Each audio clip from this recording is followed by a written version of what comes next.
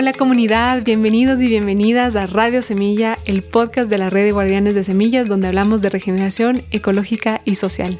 Soy Daniela Borja Caicín y hoy vamos a conversar sobre un tema que nos conecta profundamente, el fuego. Hoy por hoy, el fuego es un elemento que a menudo tememos porque no lo conocemos lo suficiente.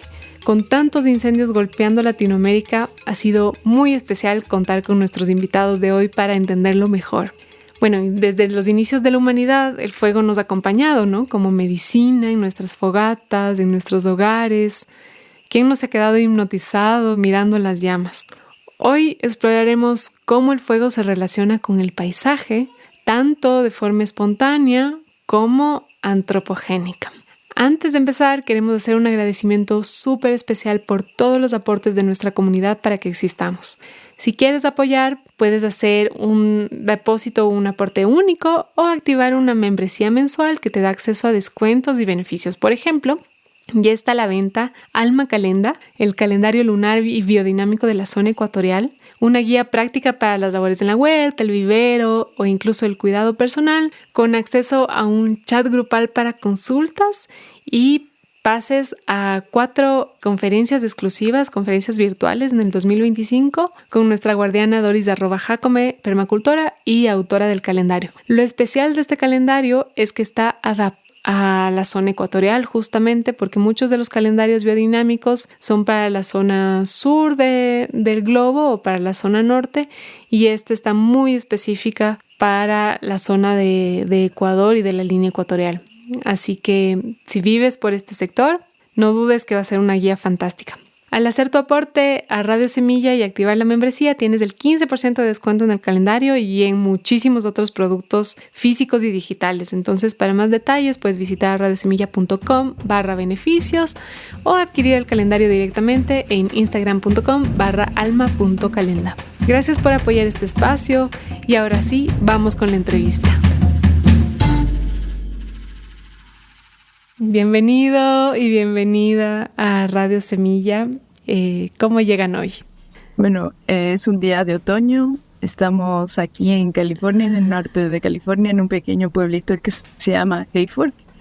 Y bueno, hoy amanecimos con frío y acordándonos del amigo fuego que nos pueda mantener calientes. Mi nombre es José Luis Dulce. Yo nací en España y me crié en un pueblecito chiquitito, al lado de un río, en la transición de la sierra, en el centro de España. Súper. Me gustaría que nos cuenten un poco en dónde nacieron, cómo fue su infancia, qué estudiaron. Bueno, creo que no me presenté. Mi nombre es Andrea, yo soy ecuatoriana. Nací muy apasionada a la cordillera de los Andes, de una familia, de una mezcla entre costeños y serranos. Entonces en mi casa no había regionalismo porque había la mezcla perfecta de que nos encantaba comer choclo y cualquier producto de la costa, el maduro. Mi familia, obviamente, una familia mestiza que, bueno, aunque mi padre hablaba mucho de la geografía del Ecuador porque fue piloto, entonces creo que desde ahí nació mi pasión por todo el tema de las montañas.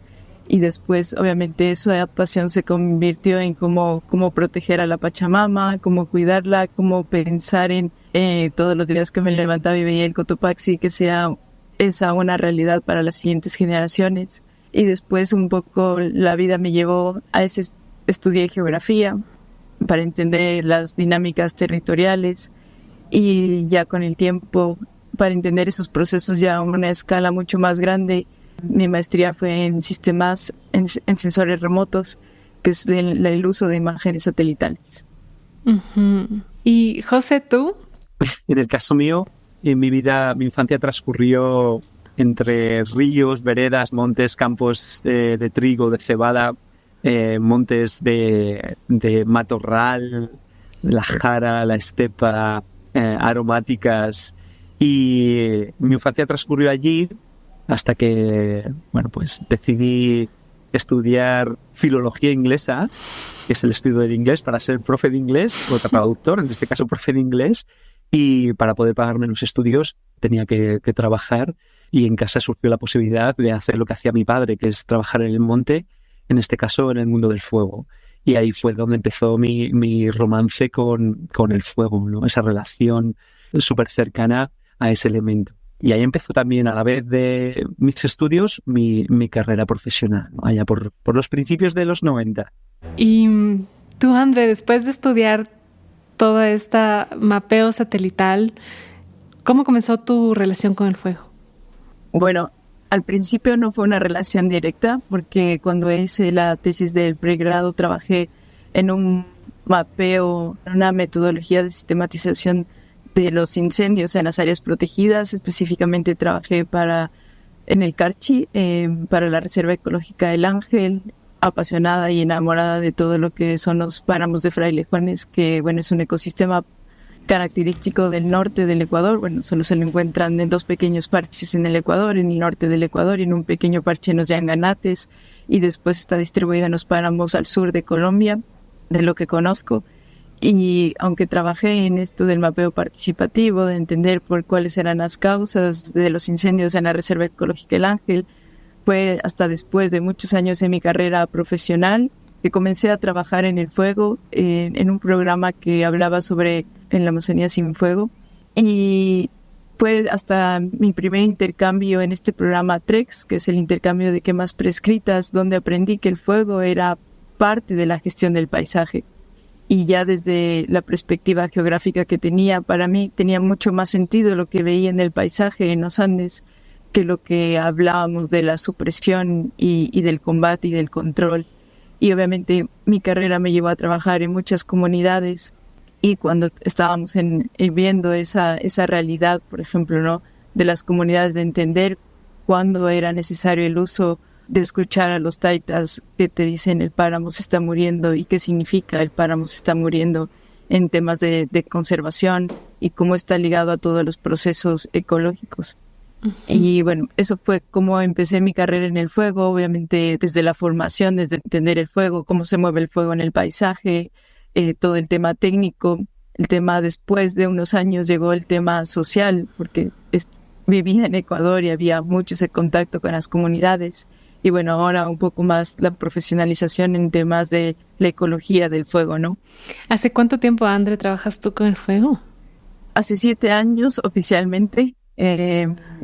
Y ha sido también todo un viaje que el fuego me ha permitido ir aprendiendo, no solo en la parte de ecosistemas, y bueno, ahora en el trabajo que realizo, que es específicamente de fuego prescrito, que lo llaman así, Prescribed Fire, que trabajamos con diferentes comunidades en una realidad, en un territorio donde el fuego era parte de la ecuación, pero fue eliminado, y ahora hay grandes problemas de abandono de ese territorio, de ese paisaje. Y la introducción del fuego es una herramienta que está permitiendo a las comunidades ser más resilientes. Justo eso iba a preguntar, porque entiendo que ahora los dos trabajan juntos como equipo, y me encantaría que puedan describirnos un poco más sobre su trabajo. Por un lado, quisiera que definan qué es un fuego prescrito, qué significa esa palabra y de qué se trata lo que hacen.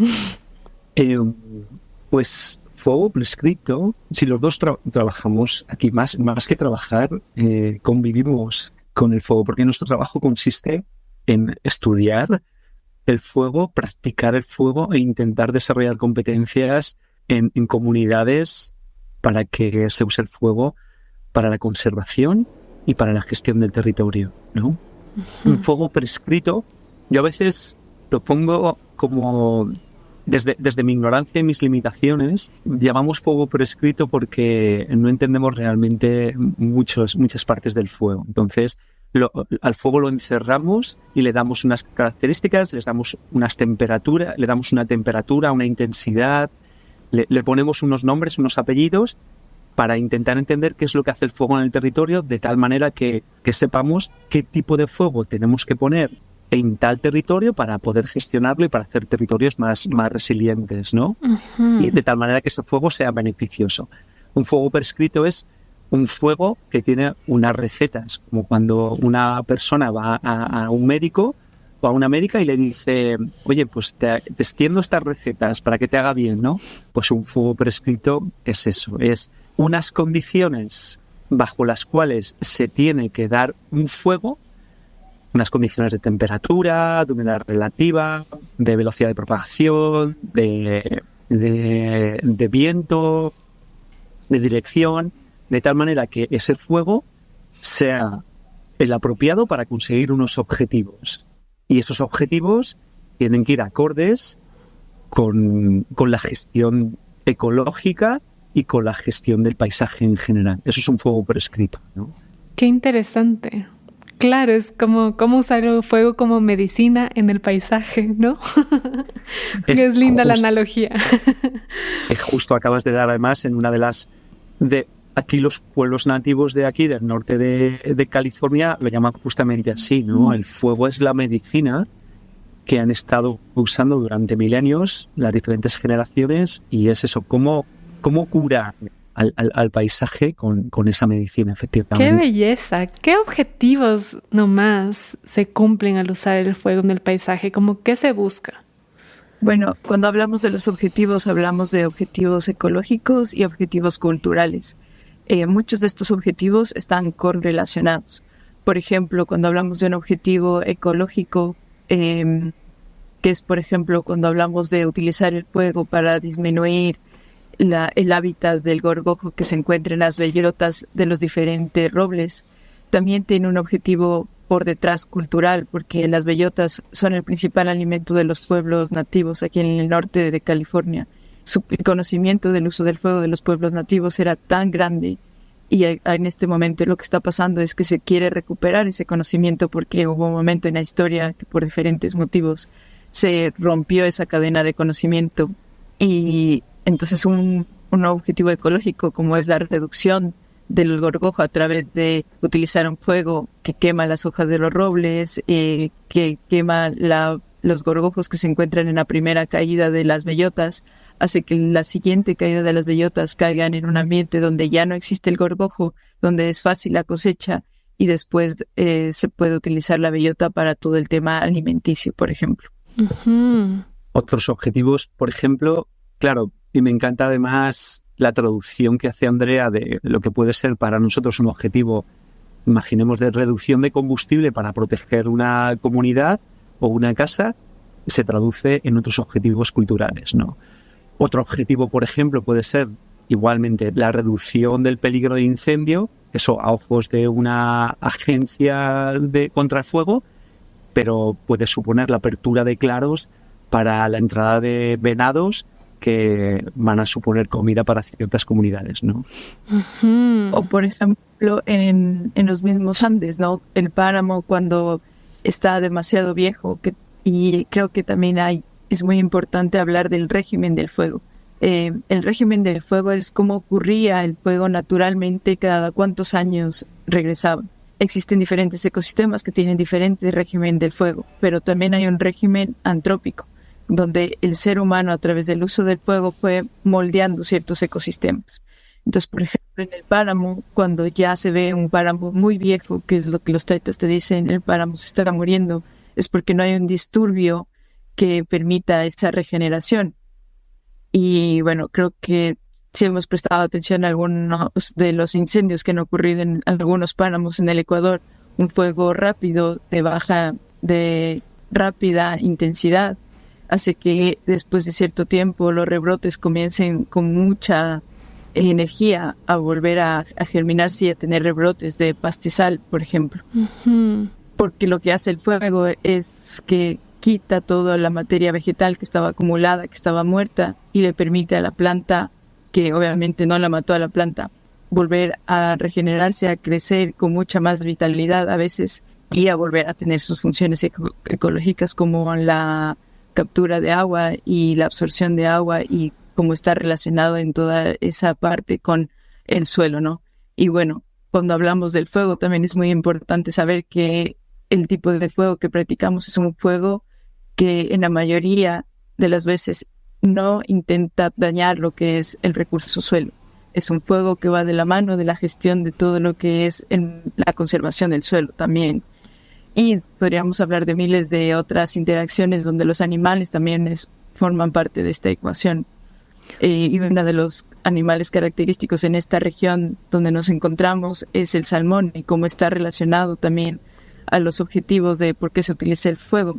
Y es que el salmón en las épocas de septiembre más o menos, cuando sube por las corrientes a desovar, es cuando el caudal del río está muy bajito y es en la época en que existe mucho calor y lo que hace el sol es calentar el agua y evita que el salmón pueda subir a desovar. Entonces las comunidades indígenas en esta región lo que hacían era crear pequeñas hogueras, utilizar el fuego para crear humo, y el humo se convierte en una capa de inversión que evita que el sol caliente directamente el agua, y de esa manera el agua se mantiene fría, aunque el caudal esté muy bajo, y los salmones puedan subir a desovar.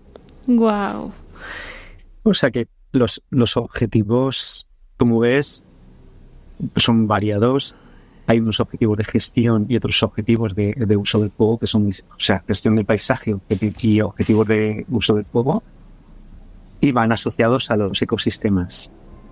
O más bien, van asociados a los socioecosistemas que se llaman ahora, ¿no? O sea, que en cada ecosistema habrá unos objetivos específicos. Qué impresionante. Tengo muchas ganas de saber más ejemplos, porque ahorita que hablaron sobre el páramo, me cae la ficha de cómo usamos el carbón activado para filtrar el agua. Y supongo que esta gestión del fuego en el páramo también genera un montón de biocarbón, ¿cierto?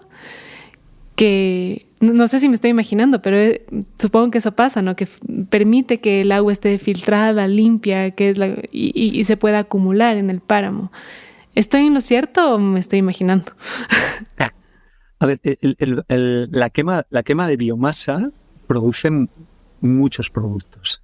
Y hay productos, por ejemplo, vapor de agua, humo, partículas del 2.5, monóxido de carbono, dióxido de carbono, pero produce también cenizas. Depende de la intensidad y depende de la severidad, produce carbones. Y esos productos se pueden incorporar y se incorporan al suelo como nutrientes, ¿no? Depende, como digo, de cómo sea este fuego, de esa intensidad y de esa severidad, y depende de qué combustibles estemos hablando, podrá producirse carbón que filtre o que luego pueda ser utilizado, etcétera, etcétera. O sea, lo que llamamos el biochar o los carbones son productos añadidos a la quema de biomasa. Ajá. Va a depender de en qué parte del territorio, de donde sea, qué tipo de combustible haya para crear esos productos, ¿no? O sea, no en un área quemada de 100 hectáreas o de 1 hectárea va a haber diferentes combustibles. Si la intensidad del fuego, la severidad del fuego y la presencia de ciertos combustibles lo permite, a producir ese biochar, ¿no? Me encantaría comenzar a hablar un poco de esas características. Ustedes habían hablado también sobre ecosistemas dependientes del fuego, otros que son adaptados al fuego y otros que no son tan dependientes. ¿Nos podrían dar algunos ejemplos de eso? Sobre, los ecosistemas adaptados es donde el fuego ha estado presente por intervención natural y hay ciertas especies que se han adaptado a esas características y al régimen del fuego que había ahí.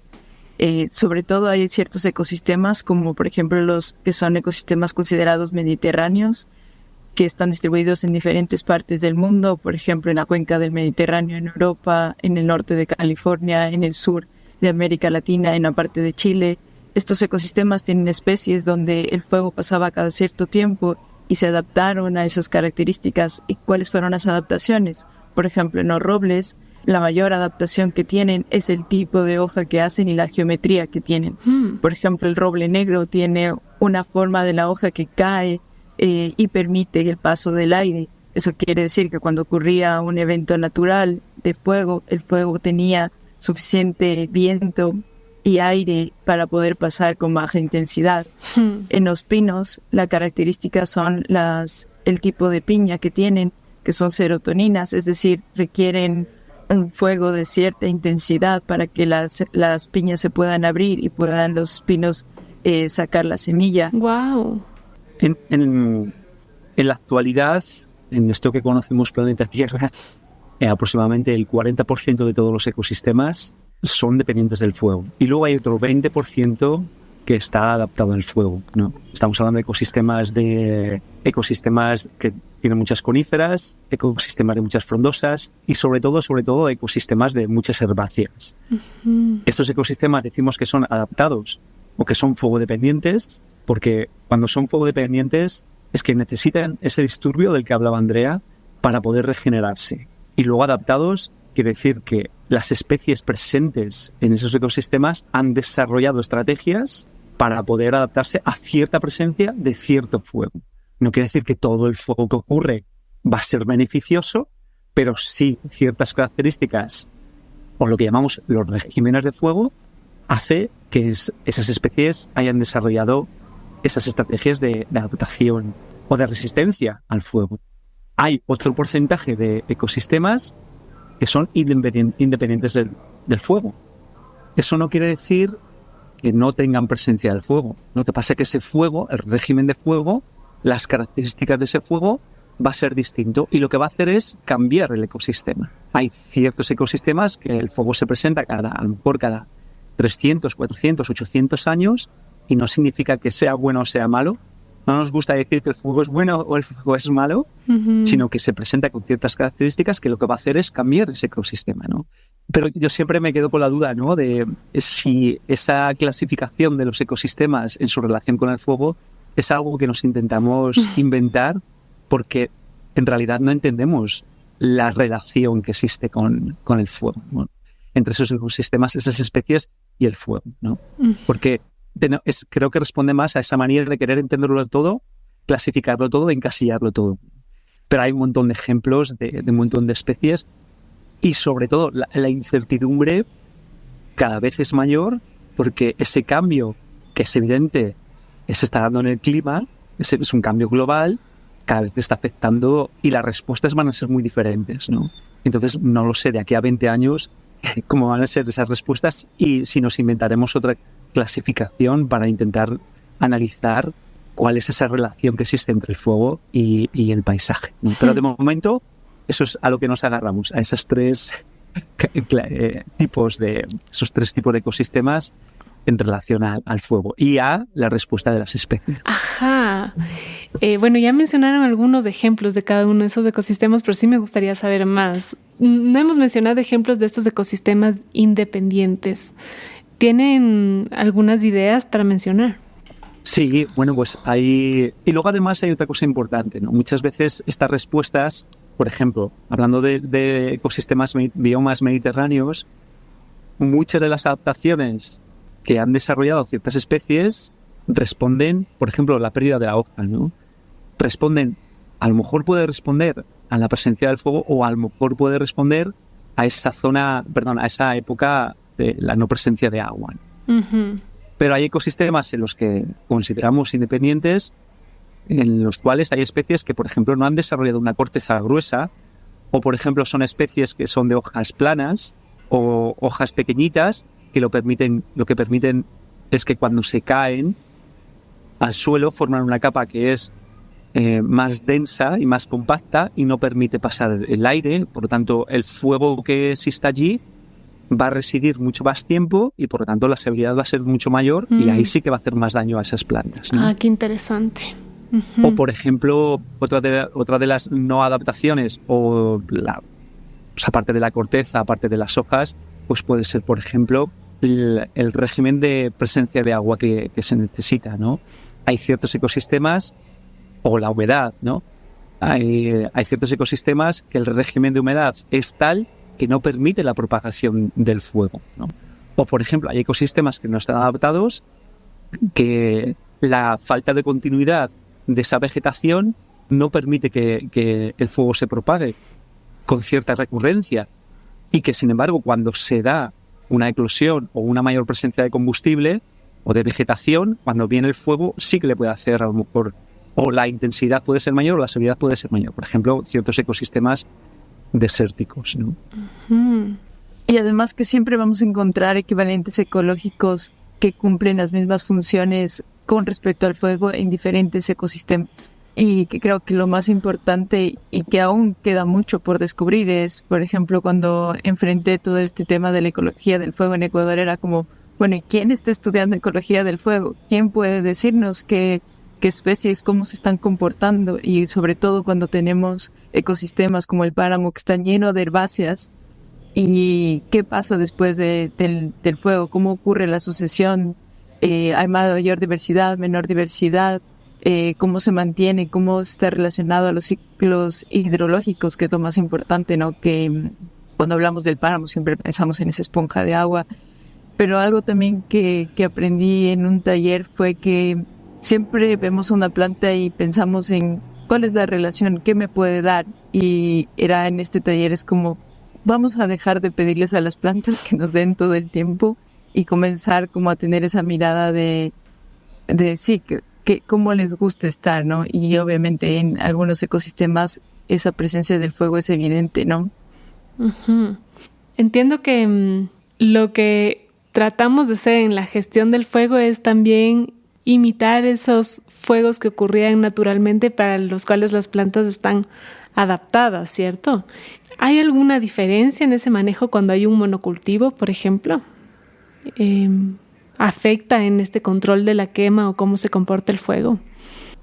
Sí, claro. Bueno, de hecho, hay una palabra que es muy importante en el fuego, en el mundo del fuego, en el mundo de la ecología del fuego, que es la diversidad. Los paisajes no son o blancos o negros, sino ahora mismo enfrente de nosotros tenemos un paisaje otoñal y mirando a través de la ventana pues podemos diferenciar entre 18 diferentes especies, entre herbáceas, matorral y arbolado. Uh-huh. Ese fuego da la casualidad que donde más presente está es donde son puntos calientes de biodiversidad. Si resulta que eliminamos toda esa biodiversidad, ese comportamiento del fuego va a ser diferente, va a ser más uniforme. Y si, por ejemplo, tenemos una plantación de pinos, la diversidad es mucho menor. Por lo tanto, el comportamiento va a ser más uniforme y los efectos van a ser más uniformes también. Si resulta que esa plantación de pinos está gestionada o no está gestionada, va a tener otro comportamiento. Si no está gestionada, va a haber presencia de más combustibles y lo que va a hacer es ser, aparte de mayor intensidad, de mayor severidad, por lo tanto, va a dañar más a los suelos. Eso es una de las aristas de los monocultivos, ¿no? Y monocultivos no solo de arbolado, sino también por ejemplo, monocultivos de otras especies de herbáceas, ¿no? Que en definitiva, por ejemplo, monocultivos de arroz, monocultivos de soja, en los cuales el fuego también se utiliza para la eliminación de desechos.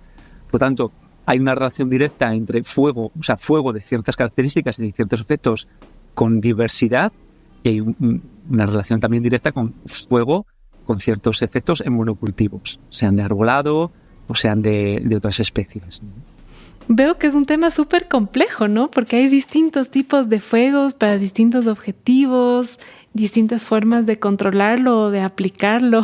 Es un mundo entero.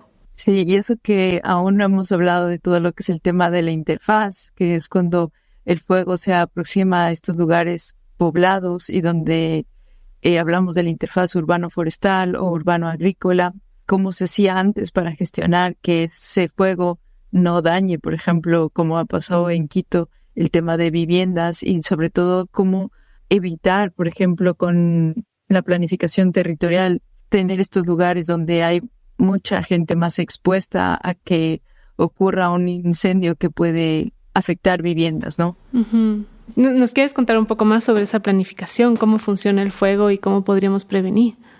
Bueno, hay un concepto en el fuego que le llamamos la interfaz, y en ese concepto de la interfaz se establece lo que se llama el espacio defendible. Y este concepto viene desde hace muchos años en cuando las ciudades, por ejemplo, crecían con diferentes anillos. El primer anillo era el anillo donde estaban las viviendas. El segundo anillo, si se quiere decir así, era donde se tenían lo que es la chacra, el huerto donde se sembraba. El siguiente era donde se tenían los animales. Y el siguiente era donde se iba por leña para mantener el calor de los hogares. ¿Qué hacían a través de estas prácticas? Era reducir el combustible, que en el fuego el combustible es el combustible vegetal.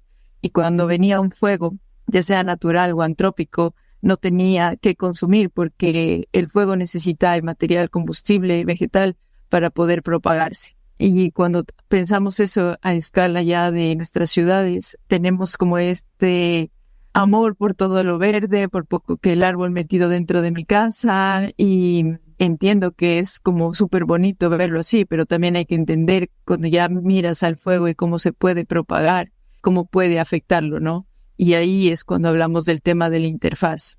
¿Y cómo nos preparamos para eso? Pues construimos estos anillos que antes eran anillos normales, pero que ahora ya no existen porque tenemos como esa desconexión con los elementos que nos rodean, ¿verdad? Y sobre todo cuando estamos en ciudades donde ya la cobertura vegetal no es la cobertura natural. Por ejemplo, estamos rodeados de eucaliptos que vienen de un ecosistema que es Australia, donde esas especies están muy adaptadas al fuego y tienen muchísimas características de adaptación al fuego. El rebrote, por ejemplo, es lo primero que ves de los eucaliptos y que si no cuesta mucho después de las primeras lluvias, vamos a ver ese rebrote en los eucaliptos. Entonces, también hay que entender, cuando hablamos de esto, es dónde vivimos, qué especies nos rodean y qué especies han sido introducidas en esta ecuación y cómo esas especies además vienen de ecosistemas donde están muy adaptados al fuego. Claro, y que permite que se incendie de una manera así abrupta también, ¿no? Claro, hay algunas especies que arden con mucha más poder calorífico, por ejemplo, y que permiten la propagación del fuego con mucha mayor intensidad. Sí, qué locura. Es grave, ¿no? Esto del ordenamiento territorial, porque hemos eliminado los anillos, ¿no? Los anillos del cultivo, los anillos de los animales, y queremos al bosque cerca por belleza, pero incluso no tan cerca, ¿no? Como que es una relación de amor y odio que también nos perjudica cuando hay estos eventos. Qué complejo. Sí, yo diría que es eso, es una relación de amor a ciegas, ¿no? Ajá. Diría yo, porque a todos nos encanta y es bueno, y son pulmones y tienen muchos servicios ecosistémicos, pero claro, hay que conocer también, o hay que reconocer que estamos expuestos a cierta realidad. Y al tener esas especies, una de ellas, por ejemplo, es el fuego, pero hay más. Lo que consume un eucalipto consume al día entre 120 y 150 litros. Un eucalipto por ejemplo, a los que estamos expuestos ahí en Quito, entre 120 y 150 litros al día, ¿no? Tirando por lo bajo. Porque hay otros estudios que dicen que consume hasta 400, depende de los ecosistemas, consume hasta 400 litros al día. ¡Qué locura! Sí, y hay que conocer que estamos expuestos a esas necesidades que tienen esas plantas, ¿no? O a otras realidades, que es la presencia del fuego. Para mí, la relación, además, tiene que ver con el enfoque que hacemos al fuego. Podemos tener el enfoque de la reacción y el combate, por lo tanto, todas nuestras acciones irán encaminadas, si hablamos de prevención, irán encaminadas, sí, formación, folletos, educación en las escuelas y mucha inversión económica en los medios, en las autobombas, en los helicópteros, etcétera, etcétera. Esa es una forma de enfocar, ¿no? Un enfoque reactivo, un enfoque de combate, un enfoque de lucha. Y ese es el enfoque que impera ahora mismo en cuanto al fuego.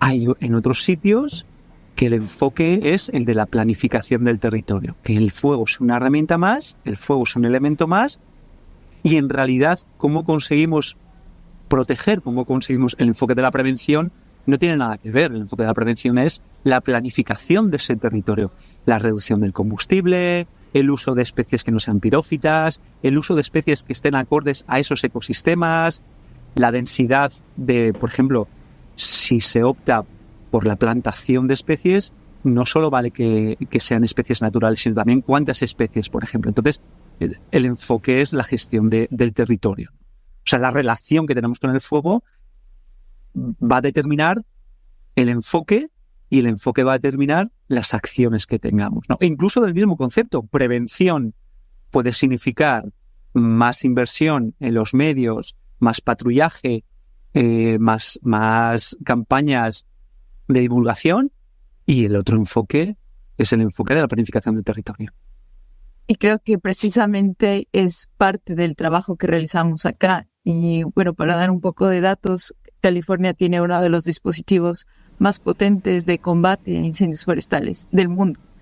Y ellos se dieron cuenta con los incendios del 2020 que el combate per se no estaba deteniendo los mega incendios que tenían, porque las condiciones climáticas han cambiado. ¿Y qué es lo que están haciendo? Pues devolviendo la responsabilidad del uso del fuego al ciudadano común, que es porque hay tanto territorio que gestionar, que la forma de hacerlo a gran escala es devolviendo esa responsabilidad al ciudadano común.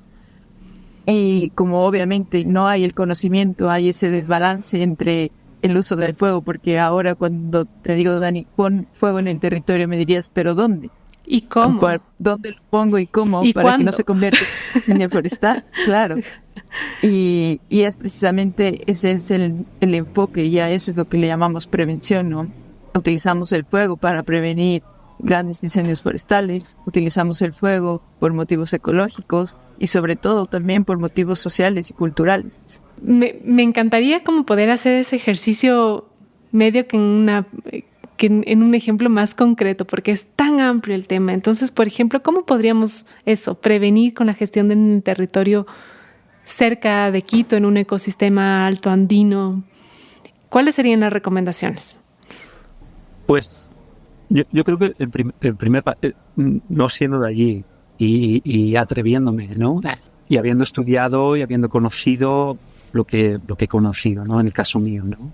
De otros ecosistemas y del ecosistema de los que me estás hablando, ¿no? Y de la realidad social y la realidad cultural y de la realidad económica.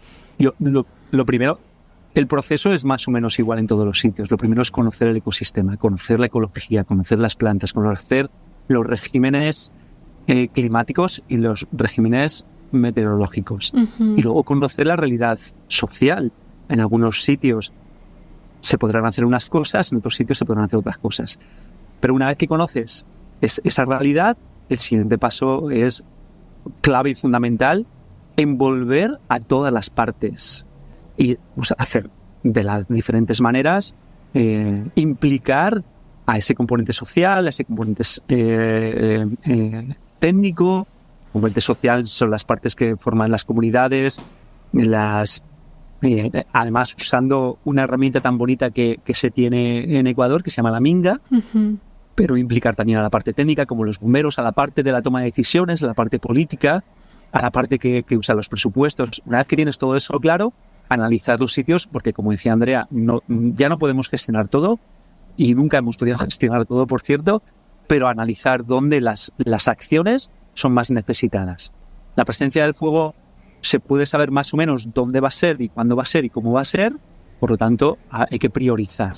Una vez que se ha priorizado, empezar de manera conjunta, como digo, a planificar esas acciones a corto, a medio y a largo plazo, uh-huh. Con el objetivo de crear esos espacios defendibles ante la presencia sí o sí que va a ocurrir del fuego, ¿no? Porque existe esa idea que no sé si es idílica de que no tocamos porque aquí nunca va a haber fuego, ¿no? La pregunta, podemos hacernos esa pregunta o podemos tener ese enfoque, o quizá el enfoque es aquí sí o sí tenemos vegetación, tenemos una época en la cual esa vegetación va a estar presente, va a estar disponible, por lo tanto pensemos en que sí o sí va a haber fuego. Si hay fuego, ¿qué podemos hacer? Pues a partir de ahí las acciones o las tácticas que llamamos o las acciones a llevar en territorio pueden ser varias. Aparte de medio o largo plazo, pueden ser acciones de sensibilización, acciones de información, acciones de educación. También luego hay acciones técnicas en terreno que pueden ser sobre todo reducción de combustible, la utilización de otras plantas que no sean pirófitas, que sean adecuadas al territorio, la creación de esos anillos. Y para crear esos anillos no hace falta eliminar todo. No hace falta dejar un terreno baldío uh-huh. Y eliminar... Porque la gente también tiene ese concepto de un espacio defendible, o en ese primer anillo tienes que eliminar todo. Tienes que dejar esos 10 metros sin plantas, ¿no? Tampoco es eso. En lo que consiste ese primer anillo es intentar quitar ese primer impacto el impacto directo que recibiría el fuego una vez que llega a esa zona poblada, ¿no? Uh-huh. Para eso, ¿cómo lo evitas? Rompiendo la continuidad de esa vegetación a nivel horizontal y vertical. Uh-huh. Y luego, a partir de ahí, pues ir reduciendo el combustible e ir reduciendo esa propagación del fuego, ¿no? Con otro tipo de plantas, por ejemplo. Luego, aparte de eso, pues hay otras herramientas. Por ejemplo, el concepto de evacuación o confinamiento, crear espacios donde la gente esté segura, confinada, o crear vías de escape o vías de evacuación, por ejemplo. O esas mismas vías de evacuación que estén ordenadas de tal manera que supongan también una entrada a los medios que, en un caso extremo, tengan que acudir para defender esas estructuras. O sea, hay un montón de acciones que se pueden realizar. Y también, por ejemplo, pensar en dónde establecemos nuestras viviendas. Así como cuando pensamos en una cuenca hidrográfica donde se inunda, generalmente no vamos a poner en la parte baja donde pasa el caudal con mucho volumen, aunque hay meses en los donde no vemos agua. Igual con el fuego. Pensar dónde ponemos nuestras casas, porque el fuego, también hay cuencas de fuego. Así como hay cuencas hidrográficas, hay cuencas de fuego. Y donde generalmente ponemos nuestras casas, en la parte donde el fuego va a pasar con mucha más severidad e intensidad. Entonces, que es la parte alta, ¿verdad? hacer? Sí, ¿por qué pasa en la parte alta? Porque cuando hay una ignición en la parte baja, el fuego, ¿cómo se transmite? El fuego se transmite por 3 formas, ¿no? Por conducción, por radiación o por convección. Cuando se transmite en una cuenca hidrográfica, se transmite por convección. ¿Qué hace la convección? Es esparcida por el aire, precalienta los combustibles y hace que los combustibles de la parte alta estén más disponibles hasta que el fuego llegue. Ajá. Y cuando ya llega a la parte de las viviendas, obviamente llegó con muchísimo poder calorífico y una pavesa que ingresó al tipo de vivienda también, depende de las características. Si tenemos la vivienda llena de, por ejemplo, o es de madera o es de algún elemento que es muy fácil que el fuego lo pueda destruir. O, por ejemplo, llega a una chimenea o está llena al techo donde está lleno de acículas, ¿qué va a hacer? Va a caer en esas acículas, que es combustible, y que va a comenzar a arder. Entonces, son pequeñas cositas que podríamos ir pensando en dónde establecemos, qué acciones hacemos para, desde el ciudadano común, cómo tengo limpio alrededor de mi casa. Y como decía José Luis, no estamos hablando que hay que talar o disminuir todos los árboles, sino hay que reducir la continuidad horizontal Ajá. y vertical, que es por donde se transmite el fuego. Ajá. Y luego, claro, una vez que sabes el territorio, que conoces el territorio, la ecología del territorio, la climatología, una vez que conoces la realidad social, porque claro, no vas a ponerte a quitar todas esas casas en las que vive gente, ¿no? Que están en esas cuencas de fuego. Entonces, una vez que priorizas, una vez que analizas el territorio y lo priorizas dónde hacer las actuaciones, ahora utilizar diferentes herramientas. Hay herramientas mecánicas y otra herramienta muy bonita es el fuego, ¿no? Que es más ecológico y es más económico, ¿no? Vamos a eso. Vamos a eso. Me gustaría, antes de pasar a estas formas de prevenir o apagar, ya concretamente el fuego, también quisiera entender las otras formas en las que se transmite, porque hablamos, André, tú hablaste sobre la convección, que es este aire caliente que va disponibilizando los materiales que se pueden quemar, pero había otras 2. ¿Nos puedes explicar cómo funcionan esas otras 2? Sí, la otra es la radiación. La radiación transmite el calor por ondas electromagnéticas y entonces una forma en la que pueden percibir cómo es la radiación es cuando enciendes una vela, ¿no? Por los costados te puedes acercar mucho, ¿no? Y eso es el tipo por la que el fuego se transmite por radiación. Y la otra es por contacto directo, que es la conducción. Entonces, cuando existen 2 materiales, generalmente hablamos de combustibles vegetales, están en contacto, es por donde se transmite. Entonces, cuando vas por ejemplo, a un lugar donde hubo fuego y ves cenizas muy blancas, es porque, por ejemplo, 2 troncos muy grandes estuvieron pegados y se consumió todo. Eso es el fuego de conducción. Ajá. Pero ¿qué hace que se transmita mucho más rápido? Es la convección. Ajá, qué lindo ejemplo el de la vela, ¿no? Porque me he dado cuenta de eso. El estar arriba del fuego puede ser muy doloroso. Exacto. Ajá. Eso es el aire que se transmitiría, es como el fuego se transmitiría por convección. Por arriba no te puedes acercar y es muy doloroso porque el aire lo transmite mucho mejor. Alrededor tal vez sí te puedes acercar un poquito más porque es la radiación, es decir, esa energía se dispersa en por ondas electromagnéticas hacia todos los lados. Y ya para la conducción es cuando, por ejemplo, tienes dos elementos en contacto, y bueno, ahí va a depender del tipo de elemento, etcétera, ¿no? Cuando hablamos de combustible vegetal, hablamos de, por ejemplo, troncos, y bueno, de ahí hay otra clasificación de todos los que son los combustibles, que los clasificamos por su tamaño, pero también por las horas en las que se eliminarían y en las horas en las que están disponibles. ¿En las horas del día o del año o cómo es eso? Bueno, el combustible lo clasificamos igual. Sí. Intentar entender el comportamiento, cómo el fuego se comporta. El combustible lo clasificamos de muchas maneras, ¿no? Hay modelos de combustible, hay tipos de combustible. Los combustibles los vamos, en cuanto a tipos, vamos a clasificarlos por su tamaño. Y dependiendo del tamaño, a mayor tamaño, van a ganar o perder humedad más rápido o más lento. En principio, a combustibles más gruesos les va a costar mucho más recuperar la humedad, pero también les va a costar mucho más perder la humedad. Y los combustibles finos, los pastos, las acículas, las hojas de ciertas especies, bueno, las hojas, a eso llamamos combustible fino. Ese combustible recibe recibe humedad más rápido, pero también pierde humedad más rápido. ¿Eso qué significa en cuanto a comportamiento del fuego? Pues que el fuego se va a propagar primeramente sobre esos combustibles más finos.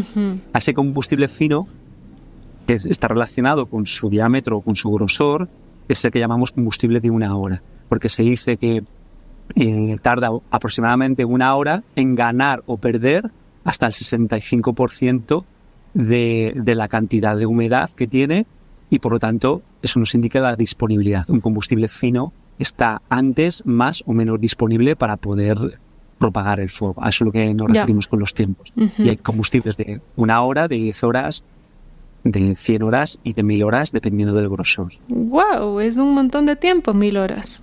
Sí. Bueno, ahora incluso hay artículos que intentan determinar la influencia de las épocas de sequía a largo plazo, y hay combustibles de 10.000 horas.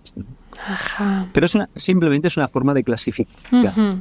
Pero también creo que hay que hacer una aclaración, aunque sean de 1000 o 10.000, no significa que no van a estar disponibles en ecosistemas donde hay estaciones. Esos combustibles gruesos de 1000 o 10.000 horas pasaron por una época de sequía muy fuerte. Por ejemplo, todo lo que es el verano y en el otoño están muy disponibles para quemarse. En Ecuador, donde no tenemos 4 estaciones y no tenemos lluvia y sequía, pues esas condiciones van a variar.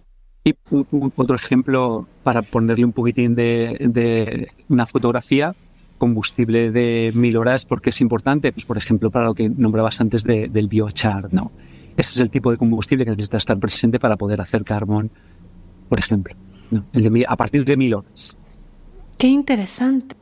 Ahora sí me gustaría pasar, aunque todavía me quedan dudas y quisiera comprenderlo más en la práctica, que bueno, ya vamos a adelantar después de esas posibilidades. Me gustaría pasar este tema de cómo controlar el fuego, ¿no? Estas formas de un poco de prevención, que hablabas de estas maneras más mecánicas, cómo utilizar el fuego para prevenir, pero cuando ya está presente también cómo controlar. Bueno, ¿te refieres a cuando ya está en el paisaje o cómo implementarlo para controlar? Las dos. Bueno, cuando pensamos en el fuego se mueve en el paisaje y es algo muy importante que tenemos que hacernos la pregunta es ¿qué tipo de fuego? Porque el fuego se puede mover de cabeza, que le llamamos, cuando se propaga a través de la pendiente, a favor de la pendiente o a favor del viento. Y cuando pensamos en la forma de controlarlo, pensamos en evitar que se propague a favor del viento o a favor de la pendiente. Por eso, por ejemplo, los taitas, si vas a una comunidad, te va a decir, ¿y dónde usted empezaría a quemar esta chacra? Y te van a decir desde arriba, porque quieren llevarlo en contra de la pendiente. Ya. Entonces, por ejemplo, a ese fuego que baja en contra le llamamos un fuego de cola. el fuego de cola va a tener ciertas características, cómo impactan a esa vegetación, a lo que estemos, por ejemplo, quemando. Por ejemplo, también vamos a decir que también va a tener mayor tiempo de residencia, y eso cómo va a impactar el suelo. Entonces, por ejemplo, cuando utilizamos un fuego de cola, hay que pensar cómo está el suelo y las características de la humedad para que no impacte la materia orgánica. Ya. Y de ahí el último fuego que tenemos, que le llamamos el fuego de flanco, donde tiene una intensidad y una severidad media, a diferente del de cabeza, que pasa muy rápido. El de flanco también tiene una llama media, pero va también a permitirse el control, y es el que crea uno de los efectos más bonitos sobre el tipo de combustible que estés quemando. Entonces, cuando pensamos en el fuego ya en el paisaje, supongamos, si tienes pendiente y si tienes viento, vas a tratar y supongamos que tienes también líneas de control, que eso es una de las cosas muy importantes. Las líneas de control son franjas sin vegetación, supongo. Sí, y ahora José Luis los va a definir, tiene toda una clase de líneas de control. Chévere. Pero antes de pasar a eso, me gustaría entender, dijiste que el fuego de flanco tiene uno de los efectos más bonitos en el paisaje. ¿Qué es bonito para ti? Bueno, cuando estamos quemando por motivos ecológicos, por ejemplo, yo no quiero un fuego de mucha intensidad porque pasa a veces muy rápido, o de cabeza, donde yo sé que se puede descontrolar, saltar la línea de control y causar un problema. En cambio, el fuego de flanco es un fuego intermedio. Sé que no va a dañar el suelo, pero sé que, por ejemplo, va a tener un buen consumo de la materia vegetal. Entonces, cuando trabajamos a gran escala, porque bueno, no quemamos como una chacrita, sino ya a nivel de paisaje. Estoy hablando del uso del fuego a nivel ya del paisaje, ¿no? Uh-huh. El fuego de flanco es el que va a permitir cumplir esos objetivos, y de tanto de reducción de combustible como de control también. Entonces, un poco lo que hace para llevarle a la práctica es quemar todas estas hojitas y hojarascas que son más fáciles, digamos, de combustionar, y pasar lo suficientemente rápido como para no afectar al suelo ni a los árboles más grandes. ¿Entiendo bien? Sí, y además como pasa de flanco, va a ser también que el consumo de ese material vegetal sea en un porcentaje más alto que si pasara de cabeza. Ah. Porque cuando pasa muy rápido... Tampoco quema lo suficiente. Tampoco quema lo suficiente, exacto. Pero depende del tipo de ecosistema, voy a reiterar, qué tipo de fuego quieres. Habrán ecosistemas en los que quieres que pase muy rápido porque no quieres que afecte el suelo y tampoco queme tanto. Ajá. Pero de ahí que es importante es cómo controlar un fuego de cabeza. Que supongo que es el más difícil de controlar, supongo, ¿o no? Depende de los recursos. En el fuego siempre va a ser la pregunta, depende. Y también depende de tus líneas de control, y algo que es muy importante es que hay estos conceptos como, por ejemplo, hablábamos creo que ha sido muy común hablar de barreras cortafuegos. Uh-huh. Y ese concepto de la barrera cortafuego ya es un concepto que se ha demostrado que no es muy práctico en el territorio, que depende de cómo te venga el fuego, esa barrera cortafuego, que aunque sea muy ancha, no va a aguantar.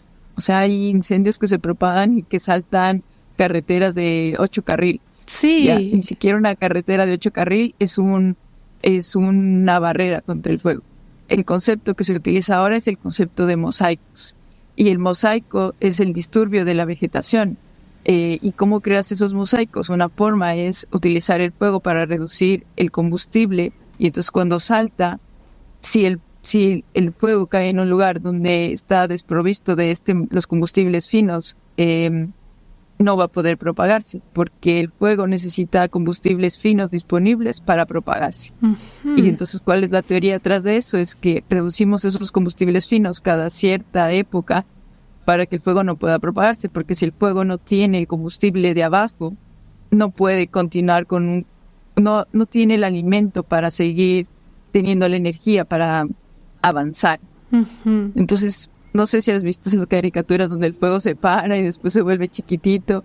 Sí. Y es prácticamente lo que utilizamos. O sea, al reducir el combustible de la superficie, puedes tener árboles hermosos porque el fuego no se va a a propagar si no tiene de qué alimentarse desde la superficie. Qué interesante. Sí, justo vimos en Quito en el último incendio que cruzó esta carretera de 8 carriles, pero claro, estaba en pendiente y el fuego subía la pendiente y claro, tranquilamente traspasó.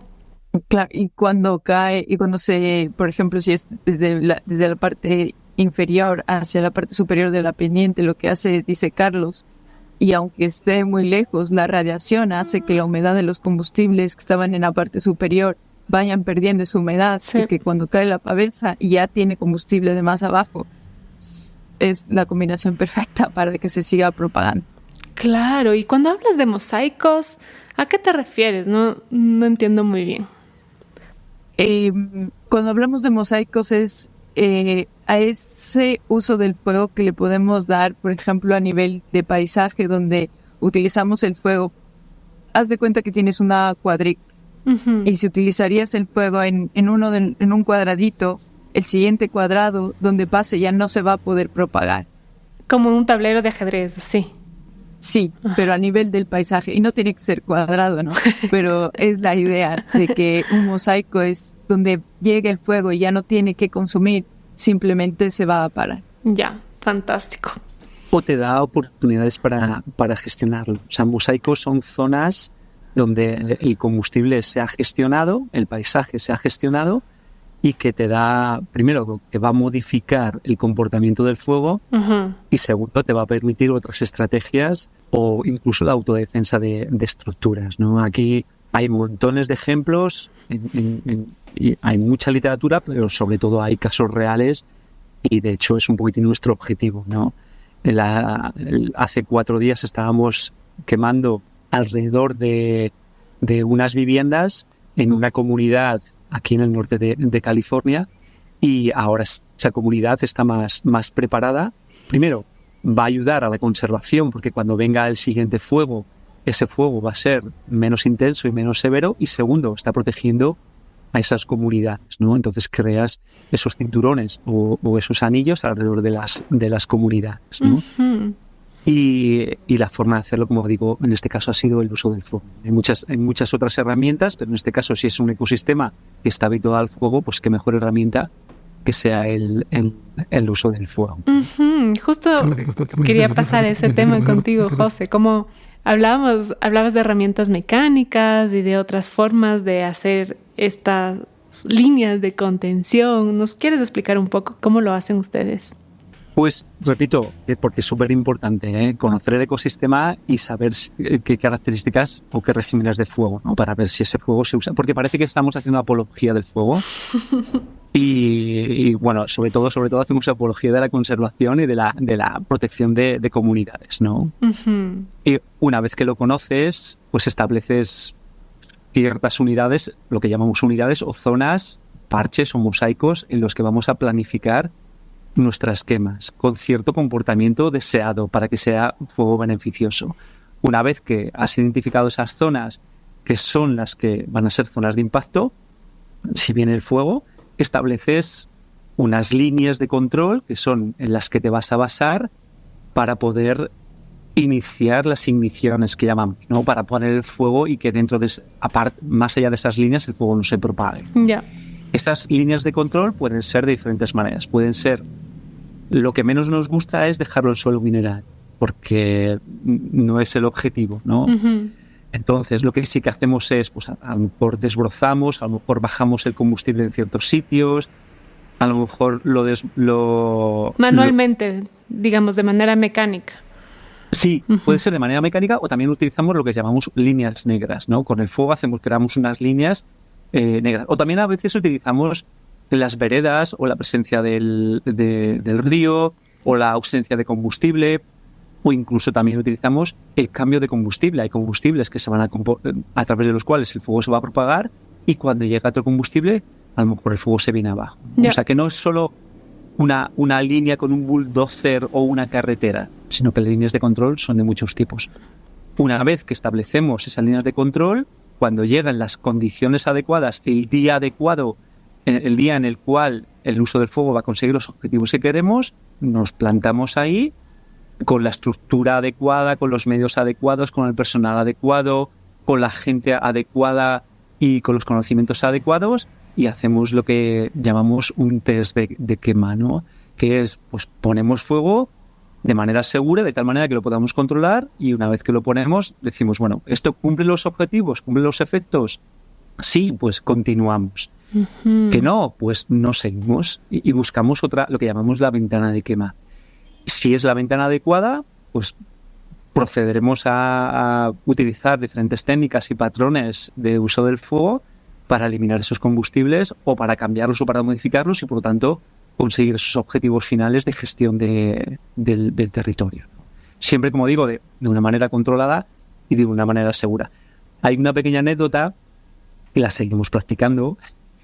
Claro, todo esto parece muy técnico, sí, muy sofisticado, pero en realidad es lo que en Brasil llaman el fogo frío, ¿no? Y en muchas quemas animamos a la gente, nada más pasar el fuego, pueden pasar 3, 4 u 8 minutos, a coger la palma de la mano y poner esa mano en el suelo. Y te das cuenta que es un fuego que no ha afectado al suelo, simplemente lo que ha hecho ha sido consumir la biomasa, ¿no? De tal manera que no perjudica al suelo, ¿no? En Brasil o en Australia practican ese fuego frío y lo practican descalzos. Y nada más pasar el fuego plantan sus pies ahí, ¿no? Y lo hemos hecho a veces para demostrar que es un fuego que no es perjudicial, ¿no? Sino que es beneficioso. ¡Qué maravilla! ¿Qué técnicas utilizan para el control del fuego en estas pruebas previas, digamos? O cuando parece que se está yendo de la mano, no sé si les ha pasado alguna vez. Bueno, una de las primeras técnicas que utilizamos y que es lo que llamamos el comportamiento del fuego. Entender cómo estas variables meteorológicas, por ejemplo, ya llegando a la parte mucho más técnica, por ejemplo, hay una persona que le llamamos el especialista de efectos del fuego, que está cuando quemamos, y esa persona lo que hace es monitorear todas las variables climatológicas.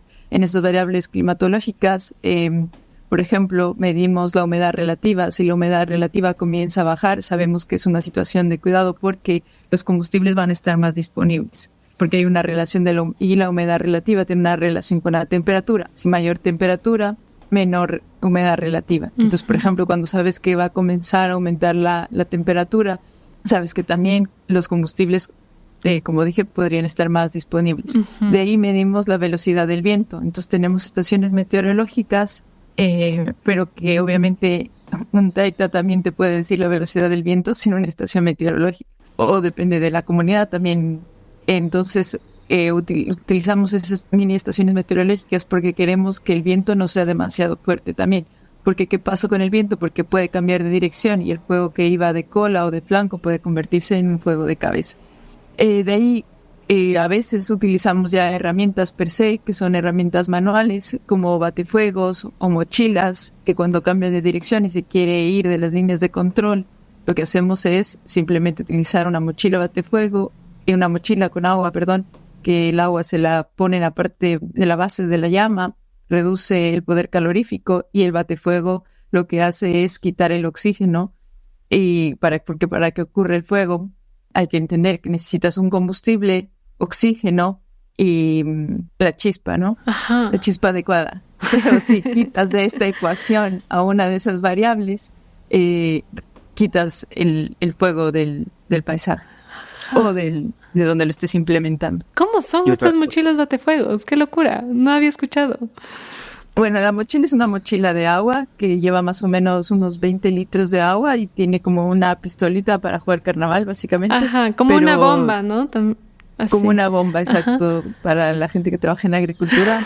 Solamente que la punta de lanza tiene más presión. Ya. Y obviamente el músculo de la persona que está con la mochila es la que va a generar esa presión. Ajá. El batefuego es prácticamente lo que se utiliza en algunas comunidades de los Andes. Una rama aquí, un batefuego es un palo que tiene en la cabeza de este palo existe una goma. Y esta goma es suficientemente fuerte como para aplastar la llama y quitar el oxígeno. ¡Qué locura! Existen diferentes tipos de batefuegos, unos que se utilizan más para pastizales, otros para arbustivos, bueno, podemos compartir así fotografías de todo esto, ¿no? Y bueno, después ya hay otras herramientas más sofisticadas pero bueno, lo que hacen todas estas herramientas es prácticamente, si vemos que el fuego se va a salir de control, es aplacar alguno de los lados del triángulo del fuego y con eso sabes que no va a haber más fuego. Uh-huh. Y aparte o sea, preguntabas de qué técnicas usamos. O sea, aparte de jugar con el comportamiento del fuego a nuestro favor, y aparte de los recursos, los equipamientos, el personal, también utilizamos las técnicas de ignición, ¿no? Y los patrones. Como decía antes Andrea, y esto no es, o sea, es un conocimiento que está en el terreno, intentaremos utilizar comportamientos de cola, o sea, con el viento y la pendiente en contra, y aplicaremos ciertas técnicas de ignición que vayan acorde con el tipo de fuego que queremos, ¿no? O, por ejemplo, cuando llega un árbol, alrededor de ciertos pies de árboles, haremos un anillo para que el fuego se propague. Intentaremos que se propague de cola, por ejemplo, para que sea una forma más controlada. O cuando está cerca de una línea de control, a lo mejor ahí hace falta darle un comportamiento de cabeza o de flanco. O sea, yo creo que estas son las tres herramientas que más utilizamos para intentar planificar o implementar fuego en el territorio. Por un lado, el comportamiento, analizarlo, conocerlo. Por otra parte, los instrumentos o el equipamiento. Y por otra parte, las técnicas de ignición. Estas tres cosas, o sea, no son cosas nuevas. Las hemos tecnificado, las hemos puesto nombres bonitos, pero en realidad han estado siempre ahí en el territorio. Uh-huh. ¡Qué maravilla! Me surge una pregunta con el reto de la crisis climática, ¿no? Porque finalmente es una técnica que siempre ha estado en nuestros ecosistemas, pero nuestro clima está cambiando abruptamente y hay más emisiones de CO2. ¿Cuáles son los beneficios y los contras de utilizar el fuego sabiendo que va a haber como todas estas emisiones? ¿Y qué dirían ustedes al respecto? Cada vez, aunque parezca extraño, bueno, es evidente que el cambio global o el cambio climático nos está afectando a todos y evidentemente está afectando al fuego. O sea, está afectando a los ecosistemas y está afectando al comportamiento del fuego. Eso es evidente. Los combustibles, o sea, la vegetación va a determinar el tipo de comportamiento. Si esa vegetación está cambiando, va a determinar el comportamiento. Eso por una parte. Por otra parte, el fuego, como hemos dicho antes, tiene productos. Uno de los productos del fuego es la emisión de humo. Y dentro de ese humo hay ciertas sustancias que son nocivas. Eso es evidente, ¿no? Y luego, por otra parte, la cantidad. Claro, si hablamos de cambio climático y hablamos a nivel global, la cantidad de biomasa que se quema, biomasa, sea incendios, sean quemas, estoy hablando de biomasa que se consume, que aproximadamente ahora es entre 380 y 400 millones de hectáreas al año, produce entre un 8 y un 10% de las emisiones de gases de efecto invernadero. Eso ni es bueno ni es malo. Eso es un dato que está ahí, ¿no? Bueno, por cierto, es un dato que cada vez hay más biomasa, cada vez se quema menos biomasa y cada vez las emisiones de gases de efecto invernadero que se emiten por la quema de biomasa, por lo tanto, son menores. Claro. Eso, insisto, no es ni bueno ni es malo. Esos son datos que existen. Claro, tenemos que reducir esas emisiones. Claro, todos. Pero solo un 10% viene del fuego directamente, digamos, de estas quemas forestales, y el otro 90% viene de otras fuentes. Claro, sobre todo el 35%, el 40% proviene del consumo de la combustión de combustibles fósiles, ¿no? Uh-huh. Pero todos tenemos que reducir, ¿no?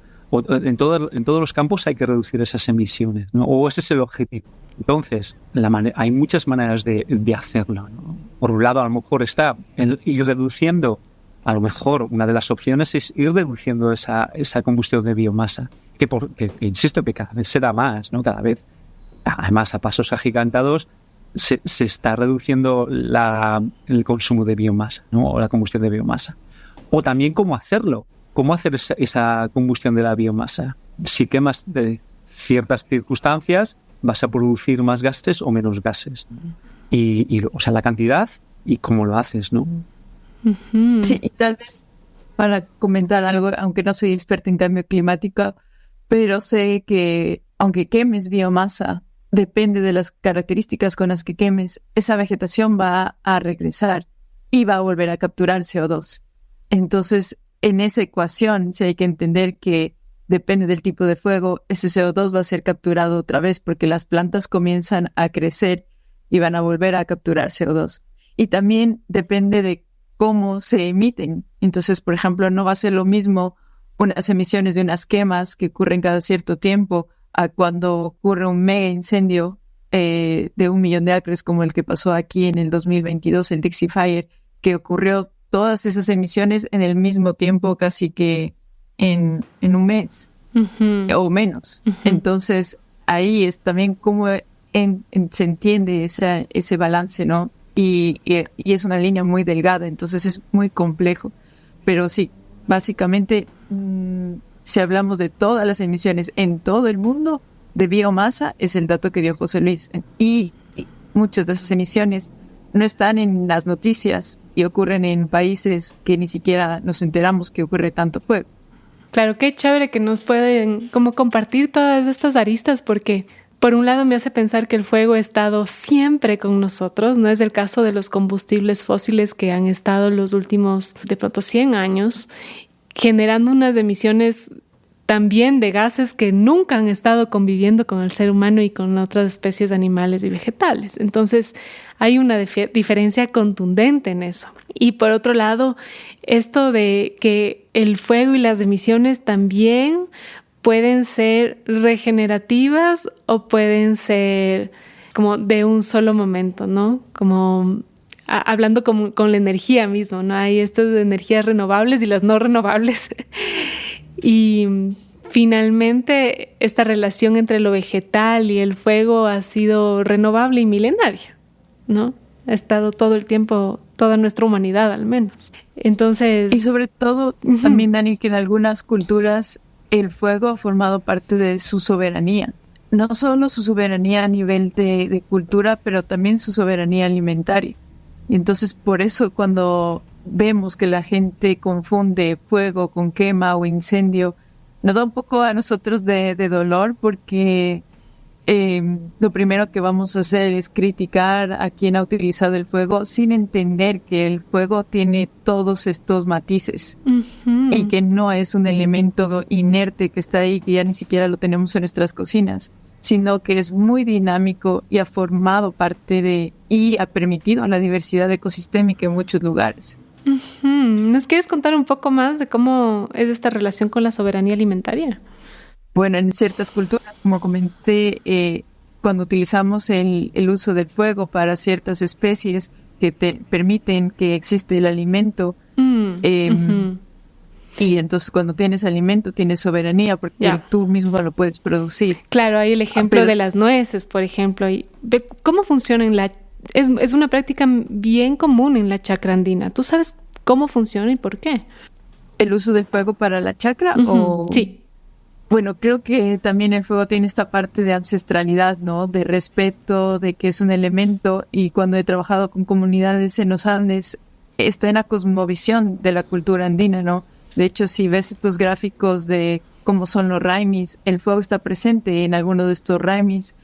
Y cómo ha servido, por ejemplo, porque es una de las herramientas más económicas y además era la que permitía la minga, porque una persona que pone fuego en el territorio por sí sola, tal vez no lo va a controlar, pero si uno lo hace en conjunto, en grupo, para un beneficio común, por ejemplo, hasta solo para limpiar la chacra, ¿qué es lo que creas? Creas ese espacio de convivencia, de sociedad, que cada vez se va perdiendo más. Entonces, aunque en la chacra se lo utiliza a una mini escala para limpiar, para dejar las cenizas, para que después puedas tener y volver a sembrar. De hecho, por ejemplo, hay estudios que muestran cómo la capa de carbono de la Amazonía se creó a través del uso del fuego, ¿no? De lo que se conoce como la tala rosa quema, cuando las comunidades eran más... no eran sedentarias, sino más nómadas, iban quemando un poquito, producían en ese espacio, después de un tiempo dejaban que se regenere y buscaban otro espacio. Entonces hay estudios que demuestran que esa capa de carbono que hay en Amazonía se debe a ese uso del fuego, porque además cuando uno implementa el carbono en ecuación, es la forma más persistente que vas a tener carbón.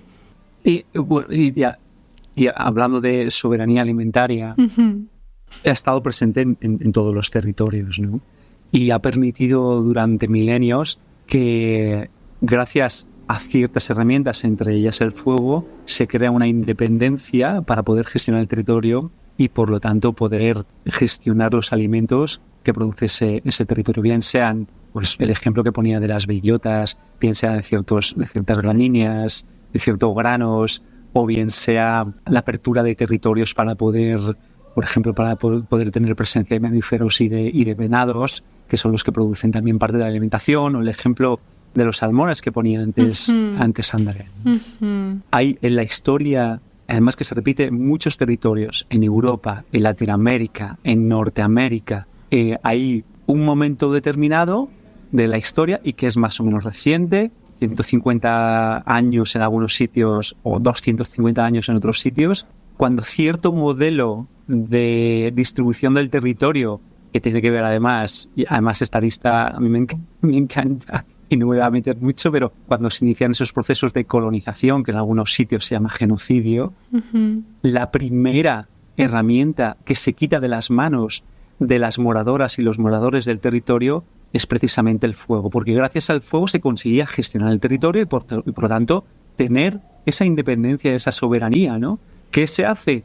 Pues para poder esos modelos de gestión del territorio o de colonialismo, de genocidio, lo primero que se hace es te quito el fuego y ya está, y ahora a ver qué haces, ¿no? Ahora a ver qué haces, porque ahora ni vas a poder gestionar el territorio, ni vas a poder gestionar tus alimentos, ni vas a poder reunir a la gente alrededor de ese elemento, y a partir de ahí, pues, otra serie de medidas, ¿no? Y por eso decimos que forma parte de esa soberanía alimentaria. Tenemos una frase que para nosotros el fuego, ese fuego tradicional, ese fuego cultural, ese fuego que todavía está presente en el territorio, es un derecho, pero también ese fuego significaba y significa también libertad, ¿no? Wow, qué potente, ¿no? Yo me acuerdo mucho de una amiga que me contaba así, muy frustrada, que decía, han quitado las hogueras de nuestro hogar. Ya hay solo cocinas eléctricas, ya no tenemos fuego, ya no hay las chimeneas, ya no hay los lugares de fogata. ¿Cómo podemos llamar hogar a los hogares, ¿no? Sin la presencia del fuego? Nos han quitado los hogares también.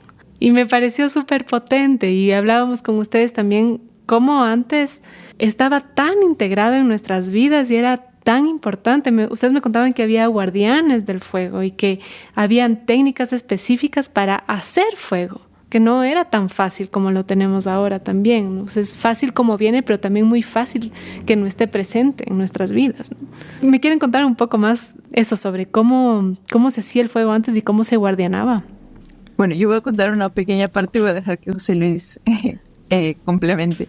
Pero bueno, esto lo aprendimos aquí de algunas comunidades indígenas, pero también de un compañero que también tiene esta pasión por el cuidado del fuego, que vive en Portugal. Básicamente el fuego, antes de que podamos tenerlo en fósforos o en mecheros, era todo un proceso social. O sea, para que exista fuego tenías además que no solamente tenías que además hacerlo por pasos, era un proceso. Ahora que tenemos el fuego es muy sencillo, ni siquiera pensamos que teníamos que antes que recoger ciertos tipos de maderas, porque el fuego se lo hacía, por ejemplo, por fricción. Cuando unes dos maderas, sale la pequeña ceniza, un pequeño carboncito, el carbono lo pones en un paño o en algo, en un combustible que pueda mantenerse, y de ahí lo mantenías ya en el tiempo. También existe el fuego que es por percusión, cuando se utilizan diferentes tipos de rocas que permiten crear esa chispa. Esa chispa igual tiene que ir a la yesca, y de ahí puedes tener fuego. O si no, el que utilizaban en lugares que eran más tropicales, donde la humedad es demasiado alta, que no permite que puedas generar carbón muy fácil por fricción. Entonces se lo hace a través de presión. Es como un cilindro que tiene un pequeño palito por dentro, que al ejercer suficiente presión por la fricción va a crear también un pequeño carbón, y de ahí tienes que tener un elemento como la yesca que va a permitir traspasar ese fuego.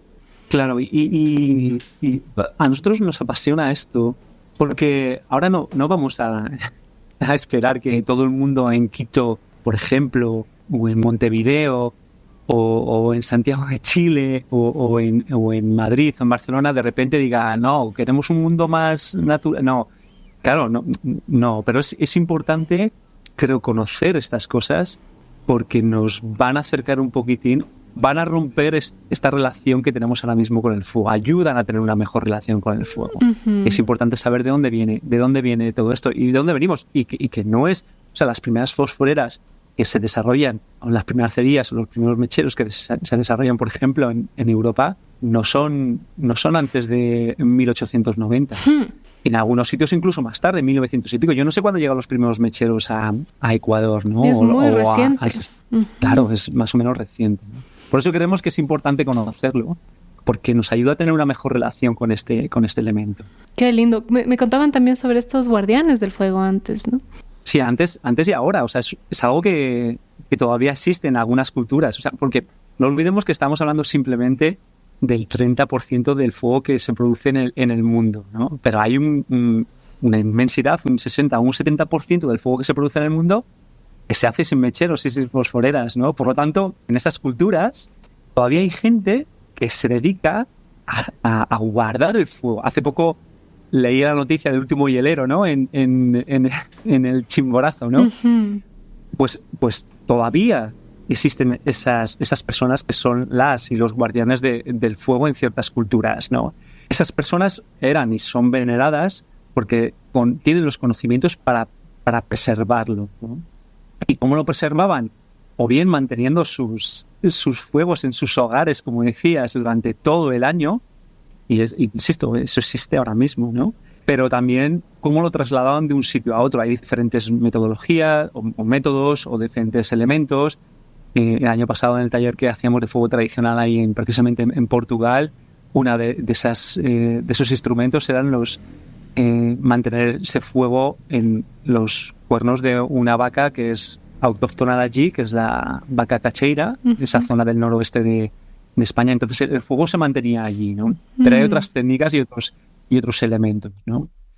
Y además que es bonito conocer que la importancia que tenía ese fuego, como tú decías, en los hogares, ¿no? Y me encanta además porque esa palabra viene del mismo origen, ¿no? Y antes se reconocían los hogares por el fuego. Antes no se llamaban hogares, incluso se llamaban los fuegos, ¿no?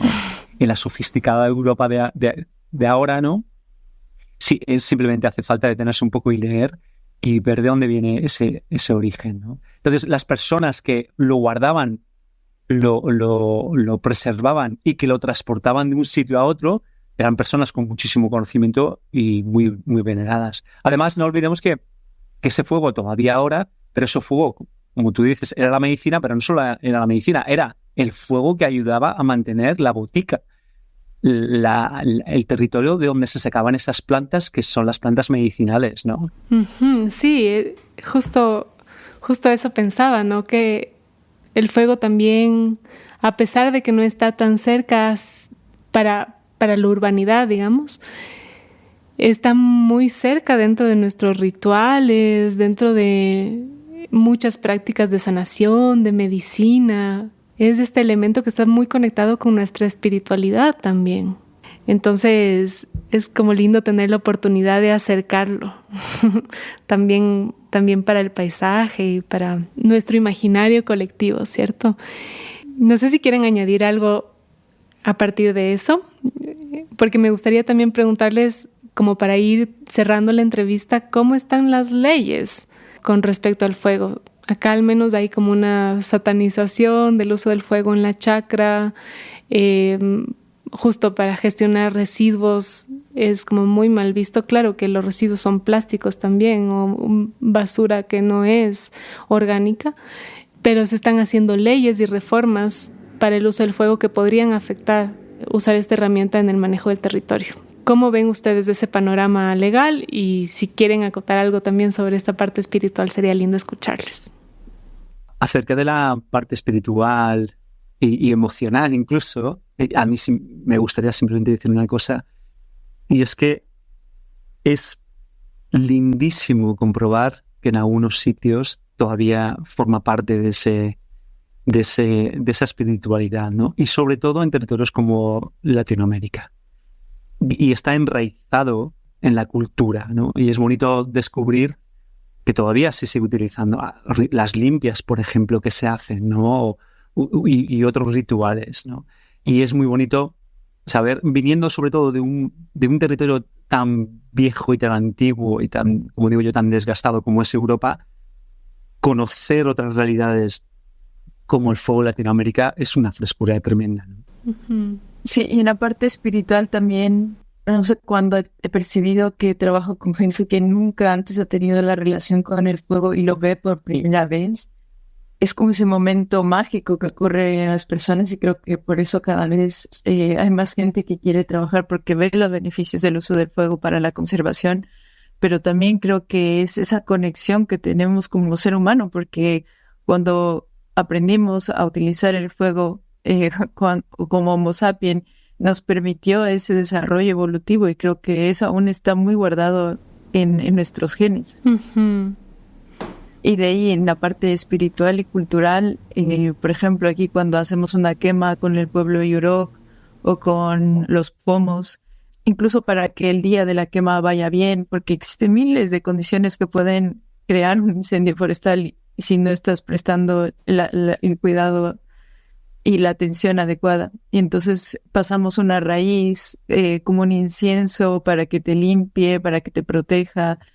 Y creo que eso, como decía José Luis, aún está muy arraigado en la cultura de los pueblos en Latinoamérica y nuestro mayor temor es que eso vaya desapareciendo como ha ocurrido en otros lugares por ese miedo y esa desconexión que tenemos con el fuego. Uh-huh. Y bueno, un poquito hablando ya del tema normativo, aunque conozco ciertas cosas a nivel de Latinoamérica del uso del fuego, pero prácticamente para Ecuador existen normativas que hablan que muchos de los temas de conservación, de hecho en el Reglamento Orgánico Ambiental, habla que el enfoque que se tiene que dar al fuego es desde el manejo integral del fuego. ¿Y qué quiere decir esto? Que, o sea, que para gestionar un territorio hay que ver la realidad territorial desde sus tres enfoques, desde la parte ecológica, desde la parte social y desde la parte técnica. Y donde esa parte técnica no puede secuestrar el fuego de las comunidades, donde solamente ciertas instituciones son las que pueden implementarlo, sino que tiene que ser ese conocimiento que se construye en comunidad. Uh-huh. Y luego también la idea generalizada que existe es, no, el fuego está prohibido. El fuego está prohibido o debería estar prohibido en ciertas circunstancias, pero el fuego, hay una normativa asociada a esos códigos y esas legislaciones que te permite cierto uso del fuego en ciertos ambientes y bajo ciertas circunstancias, ¿no? Están en desarrollo y eso a veces nos preocupa un poquito, ¿no? Justamente por lo que decía Andrea, ¿no? En algunos territorios resulta que la regulación, y es un arma de doble filo, ¿no? A mí me gusta más la palabra el ordenamiento o la ordenación, o no sé en realidad, porque la regulación es un arma de doble filo, porque puede acabar en que ciertas personas solo y ciertas instituciones puedan usar un fuego que está todavía presente en las comunidades, ¿no? Entonces sí que se están haciendo ciertos esfuerzos, se llevan ya varios años intentando desarrollar normativas, estrategias con uso del fuego, porque se ha reconocido que el combate no es la vía y se están desarrollando, como digo, ciertas normativas que tendrán que ser plasmadas en ciertas ordenanzas que en el caso de Ecuador, por ejemplo, pues va a depender de los municipios. Van a ser los municipios los que dicen cuáles son las circunstancias bajo las cuales se puede utilizar y en qué momentos, en qué lugares se puede utilizar el fuego para ciertas cosas, ¿no? Y va a tocar hacer un estudio, va a tocar analizar cuándo va a ser beneficioso y cuándo no utilizarlo. Y va a tocar a esas estancias municipales con unos lineamientos que vengan a nivel de país. La suerte que para mí tiene el país es que existe un marco normativo que te obliga, entre comillas, a ello. No es así la realidad, por ejemplo, en Colombia. En Colombia, el país vecino, que ahí sí que existe una prohibición explícita e implícita del uso del fuego, ¿no? Y solo se puede usar para para fines de investigación y en ciertas circunstancias, ¿no? Qué locura. Cuando la realidad es muy distinta, ¿no? Uh-huh. Entonces, pero está ocurriendo a nivel regional, está ocurriendo un movimiento institucional que cada vez está favoreciendo más el uso de esa herramienta. Tardará más en algunos sitios, tardará menos en otros sitios, pero ojo, para mí es preocupante porque en algunos sitios donde se ha extra normalizado, regularizado, legislado, al final ha resultado el efecto contrario, ¿no? Que solo ciertas personas, ciertas instituciones lo pueden utilizar olvidándose de que en realidad el objetivo es dar una herramienta a las personas que gestionan el territorio. Y personas que gestionan el territorio son instituciones como ministerios, como secretarías, pero también la gente que habita y que mora en el territorio. Completamente, sí. Vimos ese ejemplo cercano dentro de la red en este último incendio cerca de Palugo, de Pifo, donde era tal la magnitud del incendio que los mismos bomberos buscaban apoyo dentro de las instituciones organizadas comunitarias locales. Claro. Entonces se evidenció que todos deberíamos tener este conocimiento, que antes era compartido, que antes era comunitario, que todos entendíamos más o menos cómo funcionaba y qué podíamos hacer al respecto, porque no podemos delegar esa responsabilidad a un ente externo con poquísimo personal, que sea municipal, gubernamental, o sea, como a un nivel que no es factible. Finalmente, quienes vivimos en el territorio somos quienes deberíamos gestionarlo.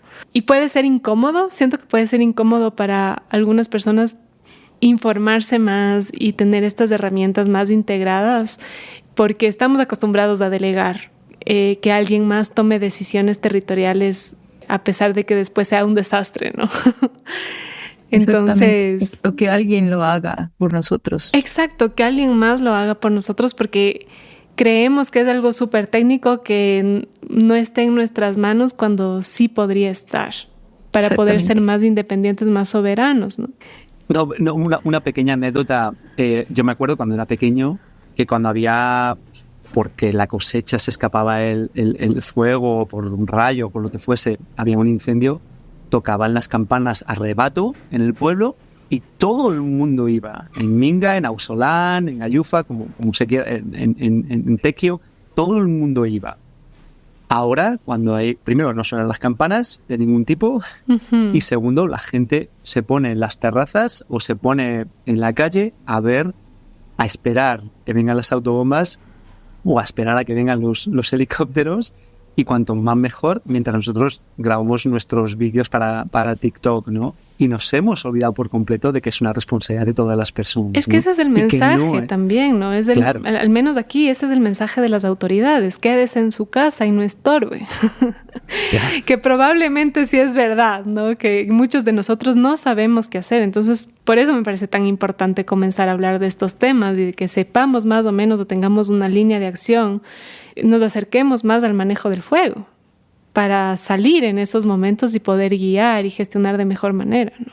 Y también el tema de la prevención, porque si entendemos cómo el fuego se va a propagar, vamos a evitar que ocurra en los bienes personales o materiales que tengamos, ¿no? Entonces vamos a ver el fuego como es mi responsabilidad, limpiar, tener limpio, evitar que el fuego se va a propagar por esta zona y no esperar que alguien venga a hacer esa limpieza o que me dé haciendo la protección de mi vivienda. Sí, completamente. Y esto de también cambiar el paradigma sobre la conservación del paisaje, ¿no? Claro, hemos intervenido tanto en nuestros ecosistemas, dañándolos tanto, que a veces en muchos discursos nos vamos al lado completamente contrario de decir que conservar es no intervenir. Cuando de pronto un poquito de esa intervención controlada y más pensada en el bienestar de los ecosistemas, pero también de los humanos, puede ser que haga paisajes más resilientes, ¿no? Y que los daños después por no solo el fuego, sino también el agua, que es tan potente en las épocas lluviosas, esos impactos sean menos fuertes en un paisaje más gestionado.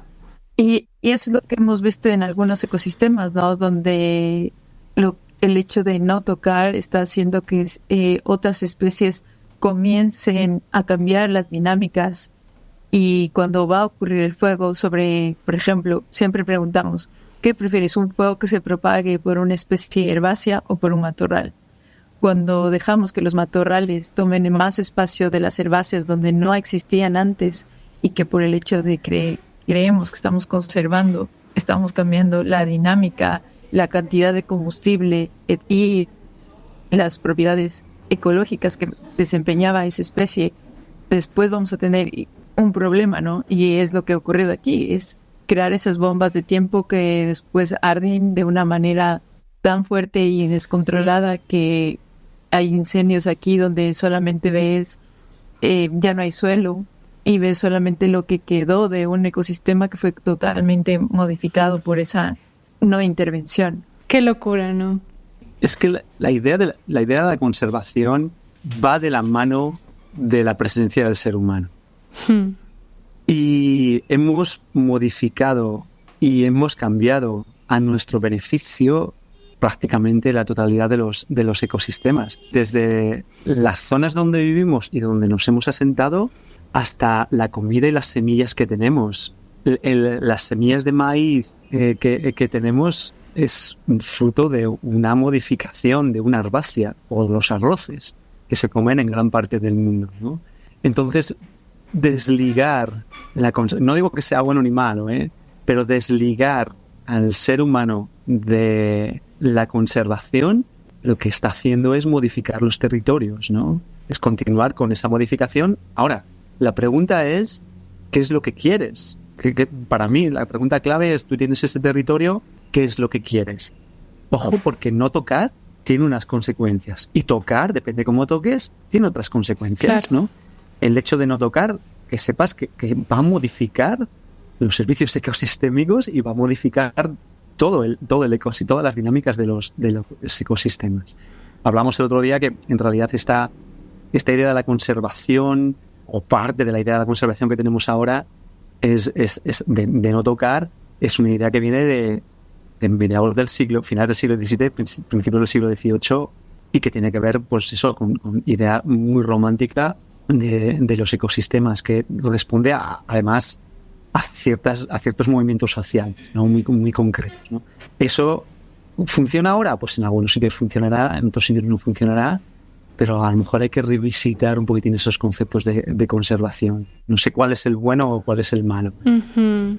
Sí, me hace pensar mucho también en este principio de permacultura, que es observar, ¿no? Observar qué paisajes, de pronto porque eran muy, muy difíciles de acceder o porque eran muy alejados, de verdad no tuvieron una relación tan directa con el manejo de las comunidades que estaban presentes.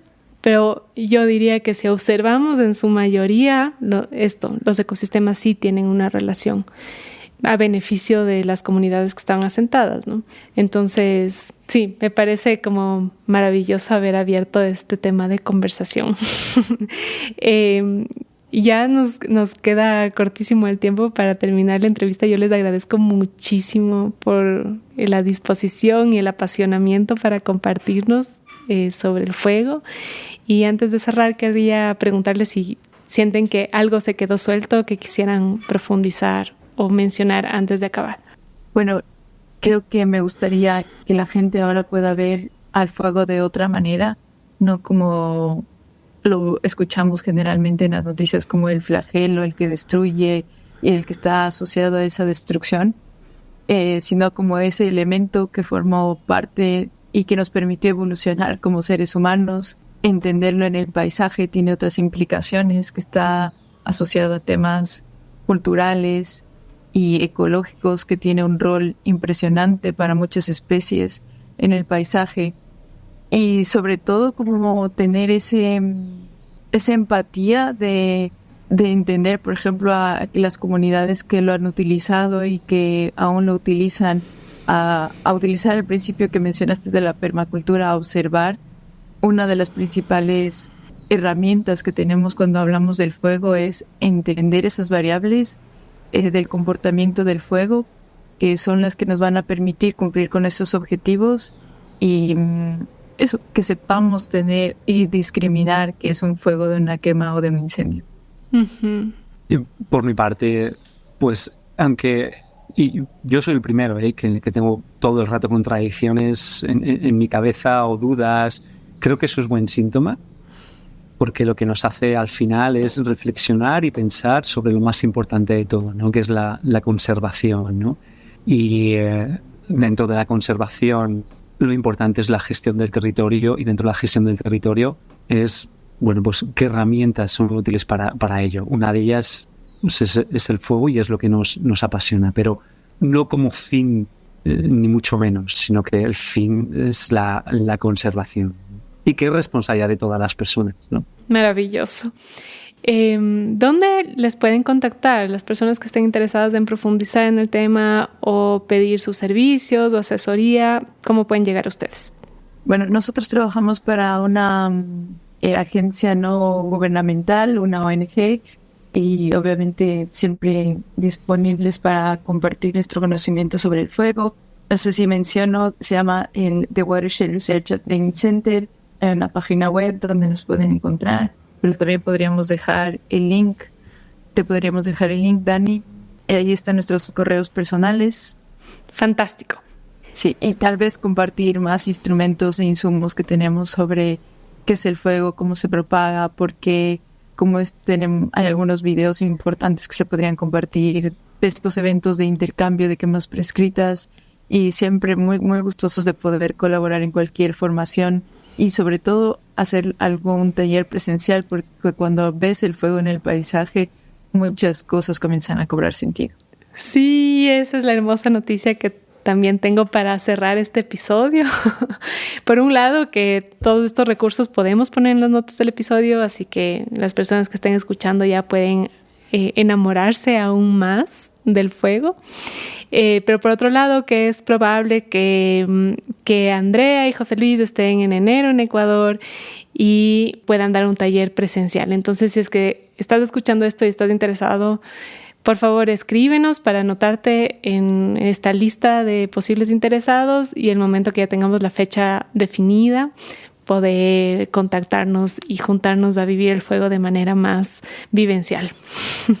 Les quiero agradecer una vez más. Ha sido como un placer entender mucho más de este elemento y con muchas ganas de seguir regando la voz para que podamos mejorar nuestra relación con nuestro territorio a través del fuego. Sí, y que comprendamos que el fuego también forma parte de esa regeneración ecológica y social. Fantástico. Bueno, gracias por venir, por escucharnos, y nos vemos la próxima semana en Radio Semilla. Muchas gracias.